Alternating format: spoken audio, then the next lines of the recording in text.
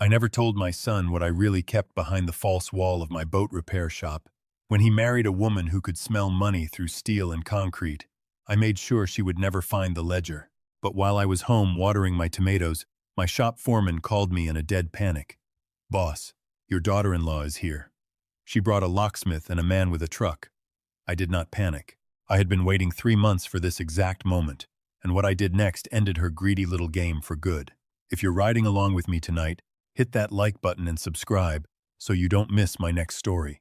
Tell me in the comments, son, daughter, neighbor, friend, whatever you call yourself to me, where you're listening from and what time it is on your end. I love knowing who's out there with me tonight. It was 10:15, and the marina was quiet except for the halyards clinking against the masts in the wind. I'm Walter Briggs. I'm 68 years old, and I spent 44 years pulling engines out of dead boats and putting them back together better than new. People see me now, gray stubble, oil-stained cap, a limp in my left knee from a winch that got away from me in 1994, and they think, there goes a simple man who fixes boats. They don't know what it took to build Briggs Marine Salvage out of a single rented slip and a toolbox I still have. They don't know what a man learns about people when he spends 4 decades watching who pays their bill on time and who disappears the moment the invoice comes due.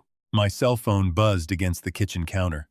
Not many people have that number. One of them is Ray Delgado, 61 years old, a former harbor patrol officer who has run my shop floor with total loyalty for 18 years. I picked it up. "Walt, it's happening," Ray said. "No, hello." His voice pitched low. "Vanessa's here at the North Building. She's got a locksmith and some guy with a flatbed." I took a slow breath. "Is Danny with her, Ray?" "No, just her, the locksmith, and the truck driver. She's got paperwork in her hand, waving it at anybody who looks at her." I set down my coffee mug. "Let her in, Ray. Don't call the police. Don't stop her. Pull the guys back from that building and let her walk right up to that door." Ray hesitated the way a man does when he thinks his boss has lost his mind. "Walt, you sure about this? She looks like she means business." "I'm sure," I said, my hand resting on the edge of the counter where a photo of my late wife, Carol, sat in a small brass frame. "Let her cut every lock in the place if she wants to. Tonight she finds out exactly what kind of trap she's been building for herself." I hung up the phone. To understand how a woman ended up standing outside my North Storage building with a locksmith at 10 at night, you have to go back 3 months, to the exact day I felt the first cold prickle of doubt crawl up the back of my neck. My son Danny is 34. He's a good kid, soft in some ways. His mother and I probably made him. Quick to trust, quicker to forgive. He runs the customer service side of my shop, the part where you smile at people and explain why their outboard motor costs what it costs. When Carol passed 4 years ago, I made a promise to her at the graveside that I would watch over that boy like a hawk, because Danny has never once in his life imagined that another person could want to hurt him. He married Vanessa a 1.5 years ago.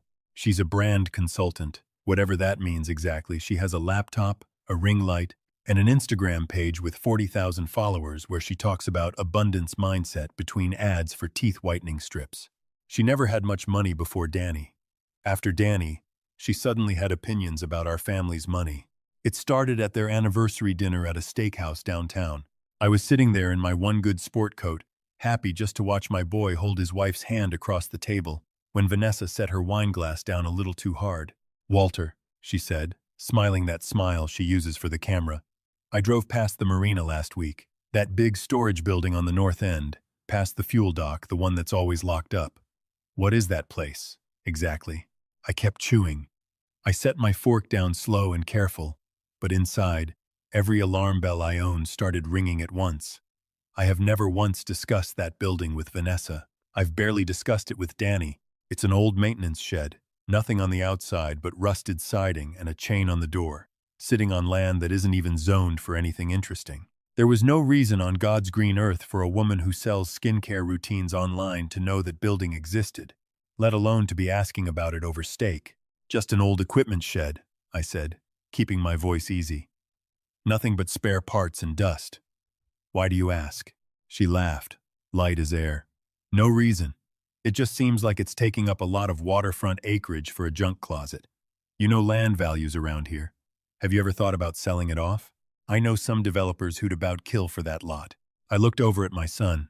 Danny was grinning at his wife like she'd just said something clever, completely blind to the way her eyes had gone sharp and hungry for just a second before the smile came back. My gut, the same gut that spent 40 years spotting a con man before he opened his mouth, told me something was very wrong. I paid the bill that night, same as always. Vanessa didn't reach for her purse. She never does. On the drive home, I thought about Carol, about the two of us sleeping in the back of a pickup truck the first 2 summers of this business, about every callus on my hands that paid for the life my son now takes for granted. I decided right then I wasn't going to let anybody take it from him, especially not some woman who married him for a life she thought she was owed. The knock came the very next morning at 9 sharp. I opened the door to find Danny and Vanessa on my porch. Vanessa holding a slick leather folder like she was about to pitch a television show. "Dad," Danny said, beaming. "Vanessa's been up half the night working on something for you. She really thinks you're going to love this." I let them in, poured coffee, and sat while Vanessa spread out a glossy little presentation on my kitchen table pie charts. Tax estimates, a bright red circle drawn around the North Storage Building on an aerial map. "Walter, you're bleeding money on that shed," she said, her voice dripping with rehearsed concern. "Property taxes on a building doing nothing but collecting dust? At your age, you should be enjoying life, not carrying dead weight. I've got developer contacts who'd pay top dollar, no hassle. I'd handle everything. You wouldn't lift a finger." Danny nodded along like she was reciting scripture. "Dad, she's right. You don't need the stress. Let her help." I flipped through her paperwork slow, like an old man overwhelmed by numbers, letting her believe every word was landing. She'd clearly done her homework on the public tax records. What she didn't know is that public tax records don't tell you a single true thing about what's actually inside that building. "This is an awful lot to take in," I said, tapping the folder. "I never sign anything the same day I read it. Let me sit with this a week." Her jaw ticked, just barely, the first crack in that camera-ready smile. "Of course, Walter. Just remember, opportunities like this don't wait forever." As I walked them out, I caught her eyes drift toward the hallway closet, where I keep an old fireproof filing cabinet. She looked at it 2 seconds too long. 2 seconds was all I needed. I spent that Sunday morning sitting with my coffee, staring at that filing cabinet, replaying the hunger in her eyes. Men and women like Vanessa can't hide greed once it's been fed a taste. I decided I wasn't going to accuse her of anything. If I called her out directly, Danny would defend her with his whole chest, and I'd become the bitter old father trying to ruin his son's marriage. I had to let her think she was winning. I had to feed the greed until it made her reckless enough to show Danny exactly who she was, with her own mouth, in her own words. I called Ray that afternoon. "I need you to pull the old lease papers on the North Building," I told him. "Copies only, cover pages, my name as owner, tax numbers. Leave out anything about the Harbor Authority contract. Make it look like a plain storage shed sitting empty." "We setting a trap, boss?" Ray asked. "We're baiting one," I said. 2 weeks of silence followed. I ignored her texts, dodged her calls, let her stew in her own impatience. The crack finally showed on a Tuesday morning outside Danny's little bait-and-tackle shop downtown, the one thing that's entirely his, that he built himself with money he saved for 3 years. I was walking up with his favorite coffee when I saw a tow truck backed against his delivery van, the hydraulic lift already grinding it up off the pavement. Danny was standing on the sidewalk, pale, holding his phone, while a man with a clipboard looked at him without a shred of sympathy. "Dad," Danny said when he saw me, his voice cracking, "they're saying we missed 3 lease payments on the van. That's impossible. Vanessa handles the business account. She set up the autopay months ago." I turned to the driver. "There's got to be a mistake here, friend." He didn't even look up. "Recovery order came in yesterday. 90 days delinquent. Not my problem, pal." I was reaching for my checkbook when tires screeched behind us. Vanessa's leased sedan swung into the lot, and she came running toward us, hair a mess, mascara smudged, nothing at all like the woman who does 12-minute skincare videos for a living. "Stop right there," she shouted at the driver. "This is a banking error. Drop that vehicle now." The driver crossed his arms. "Account's empty, ma'am." Payments bounced. I watched her hands shake as she dialed her phone, pacing in tight little circles, hissing into it about a security hold and a fraud flag. 10 frantic minutes later, she thrust the phone at the driver, and whatever voice was on the other end bought her 30 days. The van came down. Danny hugged her, relieved, telling her not to worry about it. But over Danny's shoulder, for one bare second, her mask slipped completely, and what I saw looking back at me wasn't embarrassment. It was fear. Real, cold fear.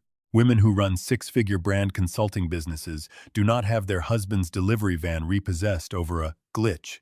They do not pace an alley shaking like an addict 2 days from her next fix. My gut, already suspicious, turned into something close to certainty. Vanessa was drowning in debt, and she'd been quietly draining Danny's shop to keep her head above water, all while hunting for a bigger score to bail herself out completely. That bigger score, I now understood, was my North Storage building. That Friday, they showed up at my door with overnight bags, claiming a burst pipe had flooded their apartment. I knew better a woman that desperate doesn't check into her father-in-law's guest room over a busted pipe. She checks into a hotel and lets the insurance handle it. But I smiled and gave them the spare room anyway, because I needed her close. I didn't sleep that night. At exactly 2:10 in the morning, I heard the third stair from the bottom groan the way it always does. I lay still in the dark and listened as soft footsteps crossed the downstairs hallway toward my study. Through the crack in the door, I watched Vanessa kneeling in front of my filing cabinet, a pen light between her teeth, working the lock with a thin metal pick like she'd learned it off some video online. She wasn't a professional. She was a desperate woman who'd run out of patient options. I let her get the drawer open before I flipped the hallway light on. She gasped and spun around, caught cold. "Vanessa," I said, keeping my voice groggy and mild. "What in the world are you doing down here in the dark?" She recovered fast, hand over her heart, breathless. "Walter, I'm so sorry. I couldn't sleep. I was looking for water and got turned around in the hallway. Kitchen's the other way," I said gently. "Let me show you." When she'd gone back up to bed, I checked the drawer. She'd found the folder with my property records, and in her panic to close things up, she'd left it sticking out just enough to tell me exactly what she'd been hunting for. The next morning I hired Marcus Webb, a private investigator I'd used twice before in my life, both times when I needed the truth about somebody fast. 3 days later, he slid into the booth across from me at the diner near the marina with a thick folder and tired eyes. "You were right to be suspicious, Walter," he said. "Vanessa's consulting business is mostly smoke. She's had exactly 2 paying clients in the last year. Everything you see online is staged for the followers, and the followers are the product she sells them a course on financial freedom while she's got nothing herself. How's she affording the car, the clothes?" "Credit," Marcus said. "Maxed 6 ways. And 2 years ago she put almost all of it, plus a chunk of family money, into some online trading platform that turned out to be a scam. Lost nearly all of it in a weekend. When the banks cut her off, she went looking for private money. She currently owes just under $180,000 to a man named Sal Petrosian, who does not run a bank. Walter. He runs a very different kind of business out of the East Side." My stomach went cold. "There's more," Marcus said, sliding another page across. "She's been skimming from Danny's shop account for the better part of 10 months. Small amounts, dressed up as supply orders. That's why the van got repossessed. His lease payments have been bouncing because she's been feeding that money somewhere else. By the end of the season, if this keeps up, that shop closes." I sat there feeling the same cold, focused calm I used to feel standing over a busted engine, knowing exactly which bolt to loosen first. She had put my son's life's work at risk, put debt collectors on his doorstep, and lied to his face every single day while she did it. That was a line that didn't get uncrossed. "You want me to call it in?" Marcus asked. "I've got a contact in financial crimes." I shook my head. "If the police pick her up now, Danny thinks it's a misunderstanding. He visits her. He forgives her. He'll believe every excuse she feeds him through a jail phone. I need him to see it himself, with his own eyes, so there's no story she can spin afterward." That afternoon, I drove out to the shop and found Ray in the back office. "I need a fake inventory sheet," I told him. "Something valuable enough that a desperate person would risk everything to get their hands on it." "What kind of valuable?" Ray asked. "Marine salvage electronics," I said. "Untraceable, high resale, sitting in the North building. Make it look like it's been sitting there off the books for years." We spent 2 hours building a manifest recovered navigation systems and sonar equipment supposedly pulled from decommissioned military surplus boats worth an estimated $400,000, listed as unregistered and sitting in the North Storage building. I stamped it confidential in red ink and slid it into the same filing cabinet drawer Vanessa had already cracked once, wedged deep enough that she'd have to dig, shallow enough that she'd find it fast. Then I had 3 hidden cameras installed in my study, disguised as a smoke detector, a clock radio, and a phone charger, every angle covering that cabinet. That night at dinner, Vanessa was practically glowing with nervous energy, her knee bouncing under the table, and I knew the trap was working exactly as designed. Around midnight, the floorboard groaned again. I watched on my phone as she slipped into the study, found the folder, and read every word of it with her mouth slightly open, like a woman looking at a winning lottery ticket. She photographed every page with shaking hands before creeping back upstairs. The next morning, I slipped a small listening device into the lining of her purse while she showered. I told myself it was the only way left to protect my son. By that afternoon, sitting in my truck 2 blocks away, I heard her make the call. "Sal, listen to me," she said, her voice climbing into a register I hadn't heard from her before. "I found something bigger, way bigger than the shop money. There's a warehouse, my father-in-law's storage building. It's full of recovered marine electronics. Has to be 400 grand worth sitting there completely off the books. No insurance claim, nobody's watching it." The voice that answered was low and flat. "You said that about the shop money too, Vanessa. You have 5 days. This is real, Sal. I saw the paperwork myself. Give me the crew. I'll get you the door codes. You clean the place out in 1 night, take your money, and I disappear." "And your husband?" the voice asked.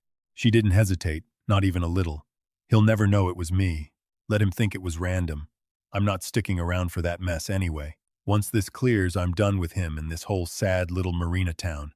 I sat in my truck feeling something in my chest go cold and still. She wasn't just stealing from an old man's shed. She was willing to let armed men break into a building with her own husband's name on the business license and vanish afterward without a second thought for what happened to Danny once the dust settled. I stopped feeling anything close to mercy for her right then. What she and her hired men didn't know is that the North Storage Building hasn't held spare parts in 5 years. 3 years ago, the Regional Maritime Authority approached me quietly about a piece of land they needed. Isolated, waterfront, easy access for barges, easy to secure. I leased them the North Building and the acre around it to serve as a secure evidence and equipment staging site for federal drug interdiction operations along the coast. From the outside, it still looks like a rusted-out storage shed I never bothered to fix. That's exactly the point. Inside, it's wired with motion sensors, silent alarms tied directly to Coast Guard and Federal Task Force dispatch. And there's an armed detail on site around the clock, because sometimes what gets stored there overnight is evidence in ongoing federal cases. I gave her exactly the 5 days her creditor demanded. During that time, I drove Danny out to his mother's old flower bed one evening, telling him I had something of hers to show him. He didn't argue. He never does with me. We parked in an unlit lot across from the marina, and I opened my laptop, showing him the security feed from inside a building he'd walked past his whole life without a second thought. I told him the truth, plainly, without softening a single word. I told him his wife had lost her savings to a scam, owed a dangerous man real money, had been quietly bleeding his shop account dry for the better part of a year, and had just sold out a fake inventory list to a criminal crew to save her own skin, and that when asked what happened to him in the process, she'd said he'd never know it was her. Danny went white and silent in a way I'd never seen from my son. He wanted to argue, to defend her the way he always has, but the words wouldn't come. I put my hand over his and told him to watch the screen, because in a few minutes he was going to see exactly who his wife really was. At midnight, headlights swept across the lot. A dark van rolled up outside the North Building, and 3 men climbed out, 2 of them broad-shouldered, carrying rifles slung across their chests, and Vanessa behind them in dark clothes, holding bolt cutters like she'd rehearsed it in a mirror.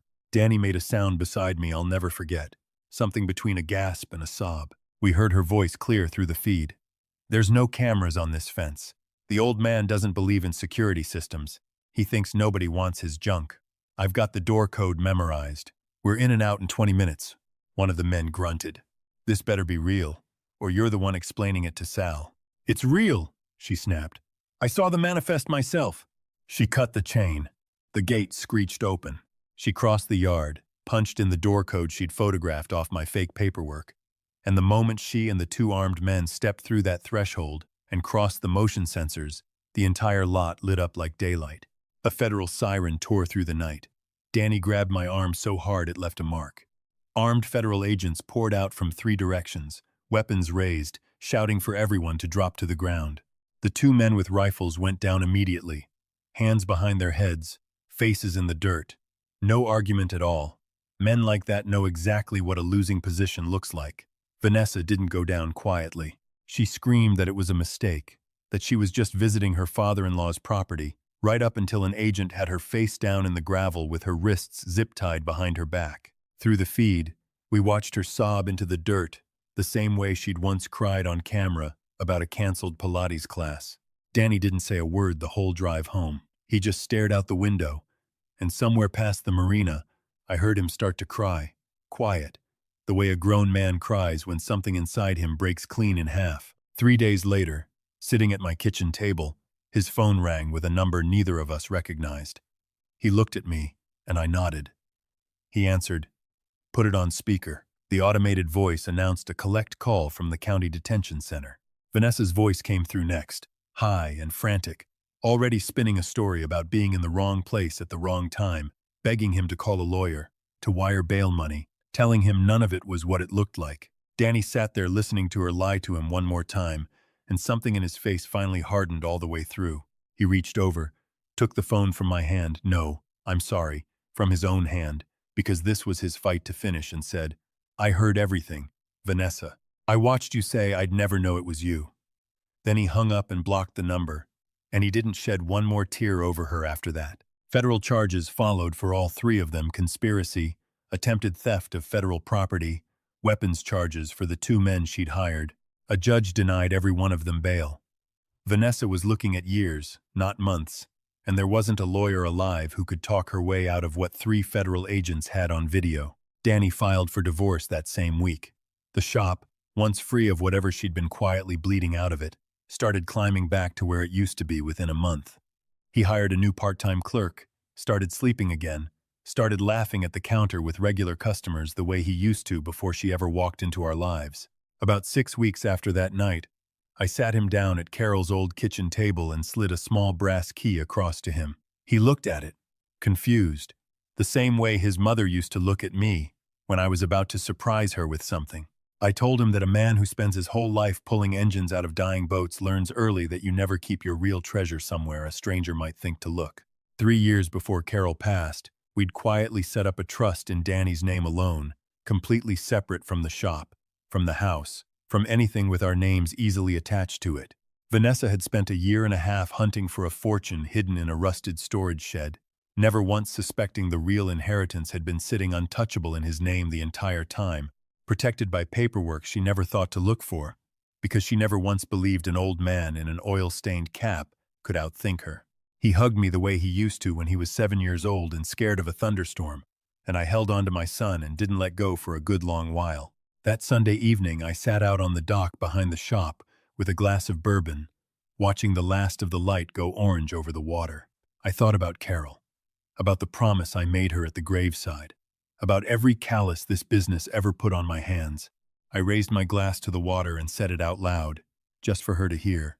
Greed always shows its true face eventually, if you're patient enough to wait for it. You can build the prettiest life on top of a lie, but sooner or later the foundation cracks, and everybody standing on it goes down with it. What actually protects a family isn't money sitting in a warehouse or an account somebody can find if they dig hard enough. It's the years you put in when nobody's watching. The promises you keep long after the person you made them to is gone. If this story taught you that karma always finds its way home, hit that like button for me. And tell me, have you ever had someone marry into your family who turned out to be after something other than love? Tell me about it down in the comments. I read every single one. Until next time, take care of the people who'd take a bullet for you, and keep a close eye on the ones who wouldn't.